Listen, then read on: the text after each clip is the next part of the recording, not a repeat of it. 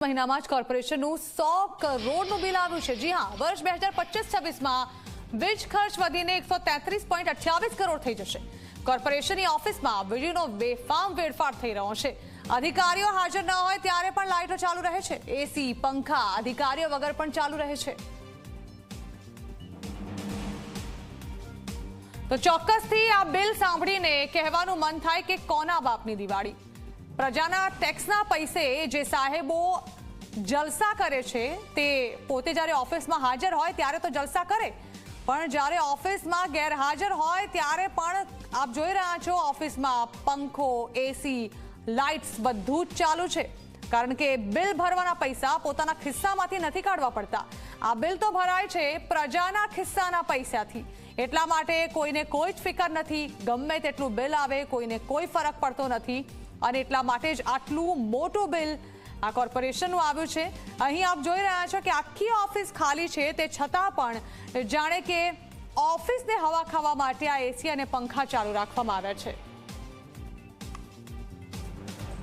વડોદરા કોર્પોરેશનનું 10 મહિનામાં light bill અધધ 100 crore રૂપિયા આવ્યું છે। તેનું એકમાત્ર કારણ છે કે જે રીતના વીજળીનો વેડફાટ કરવામાં આવી રહ્યો છે। આપ જોઈ શકો છો અત્યારે અમે પાણી પુરવઠા શાખા પ્રોજેક્ટ વિભાગમાં આવ્યા છે કે જ્યાં આ 3 ઓફિસ તમને બતાવવાની કોશિશ કરીશ કે જ્યાં તમે જે જોઈ રહ્યા છો કે કઈ રીતના જે લાઇટો છે તે અહીંયા ચાલુ રાખવામાં આવી છે અને અધિકારીઓ અહીંયા ઉપસ્થિત નથી, તેમ છતાં પણ જે અહીંયા લાઇટ ચાલુ રાખીને વીજળીનો ક્યાંક ને ક્યાંક જે વેડફાટ છે તે કરવામાં આવી રહ્યો છે।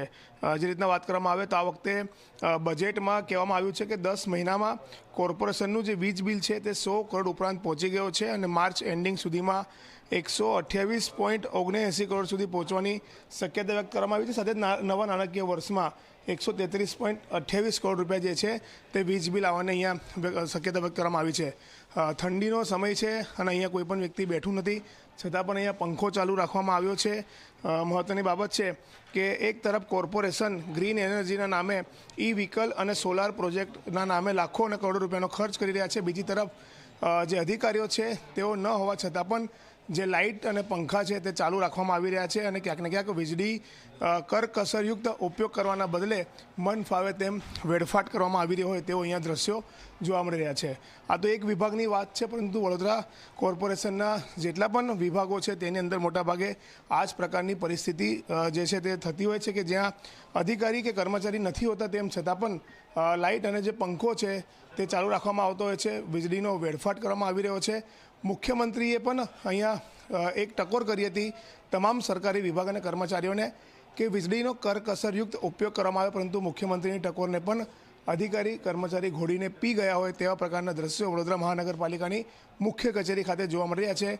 ત્યારે એક તરફ સોલાર નાખીને ગ્રીન એનર્જી થકી વીજળી બચાવવાની અને પર્યાવરણ બચાવવાની જે વાતો કરવામાં આવે છે તે માત્ર કાગળ પર જ હોય તેવું અહીંયા સાબિત થઈ રહ્યું છે। કેમેરામેન મુકુંદ દવે સાથે રવિ અગ્રવાલ, ઝી મીડિયા, વડોદરા।